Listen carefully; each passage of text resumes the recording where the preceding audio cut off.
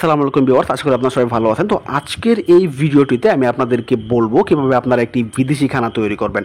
অর্থাৎ আপনি একটি সাধারণ খানায় গিয়ে দেখলেন কেউ একজন বিদেশ থাকে, তো তার খানাটি আপনি কিভাবে এন্ট্রি করবেন। প্রথম হচ্ছে আপনি লিস্টিং ফর্মে একটি ক্লিক করবেন, তারপর এখান থেকে ইয়ে নির্বাচন করবেন। ইয়ে নির্বাচন করার পর এখানে সাধারণ খানাতে একটি ক্লিক করবেন।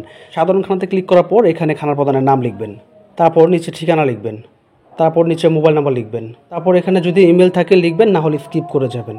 তারপর যদি ওই খানায় কোনো কৃষি খানা থাকে তাহলে এখানে হ্যাঁ সিলেক্ট করবেন, আর যদি কৃষি খানা না থাকে তাহলে না সিলেক্ট করবেন।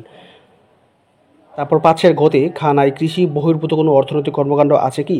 যদি উক্ত খানার কোনো সদস্য কৃষি বহির্ভূত কোনো অর্থনৈতিক কর্মকাণ্ডের সাথে জড়িত থাকে তাহলে হচ্ছে হ্যাঁ লিখবেন, আর যদি হচ্ছে কেউ কোনো অর্থনৈতিক কর্মকাণ্ডে জড়িত না থাকে সেক্ষেত্রে হচ্ছে আপনি না সিলেক্ট করবেন। এখানে আপনাদেরকে একটি কথা বলে রাখছি, যদি কোনো খানায় বিদেশি কেউ থাকে, অর্থাৎ তার বিদেশি আয়ের মাধ্যমেই তার পরিবারটি চলে, সেই ক্ষেত্রে কিন্তু কৃষি বহির্ভূত অর্থনৈতিক কর্মকাণ্ডটি না সিলেক্ট করতে হবে। অর্থাৎ এটি কিন্তু অর্থনৈতিক কর্মকাণ্ড সম্পন্ন খানা হবে না। আর আপনি যদি দেখেন উক্ত খানায় কেউ সেলাই মেশিনের কাজ অথবা এমন কোনো কাজ করে যেগুলো হচ্ছে অর্থনৈতিক কর্মকাণ্ড সম্পন্ন, সেই ক্ষেত্রে কিন্তু এটি অর্থনৈতিক কর্মকাণ্ড সম্পন্ন খানা হবে। তার জন্য কিন্তু আপনাকে পাঁচের গতে হ্যাঁ সিলেক্ট করতে হবে।